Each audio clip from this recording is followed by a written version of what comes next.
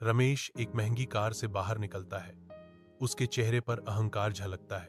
वह अपना ध्यान अपने नौकरों की ओर मोड़ता है और तीखे शब्दों से उन्हें डांटता है।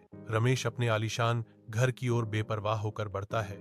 उसे आसपास की दुनिया से कोई मतलब नहीं है। एक बूढ़ा भिखारी पानी के लिए गिड़गिड़ाता हुआ गेट के पास आता है। रमेश रुकता है। उसकी हेकड़ी और कठोर हो जाती है क्योंकि वह एक भिखारी को क्रूर अपमान के साथ सामना करता है। वह भिखारी को भगा देता है। उसका दिल उस आदमी की निराशाजनक दलील से अछूता रहता है। हलचल भरी फैक्ट्री के अंदर रमेश बैठा है। सावधानी पूर्वक पैसे गिन रहा है जो उसके श्रमिकों पर उसके प्रभुत्व का प्रतीक है। उसकी निगाहें कारखाने के फर्श पर घूमती हैं जो उसकी शक्ति और उनकी मेहनत की एक मौन स्वीकृति है। एक तीखी अलार्म शांति को भंग करती है। कारखाने की दीवारों के भीतर आग लगने के साथ अराजकता की शुरुआत का संकेत देती है।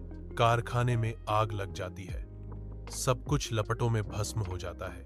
रमेश निराशा में देखता है कि उसका साम्राज्य ढह रहा है। उसकी हर चीज राख में बदल जाती है।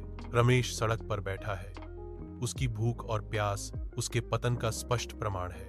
रमेश के चेहरे की हर रेखा पर पछतावा गहराई से अंकित है जो पिछली गलतियों का एक दृश्य मानचित्र है।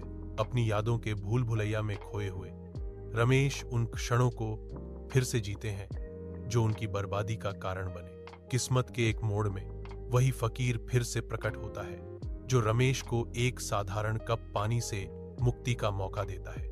रमेश का विनम्र निवास उसके परिवर्तित जीवन के प्रमाण के रूप में खड़ा है। गहरी पश्चाताप की भावना में रमेश एक फकीर के पैर छूने के लिए झुकता है। अहंकार के कठोर पाठों से अंकित उनका चेहरा अब एक नई विनम्रता को दर्शाता है। रमेश को समझने में सुकून मिलता है। उसे एहसास होता है कि अहंकार ही सबसे बड़ा रोग है।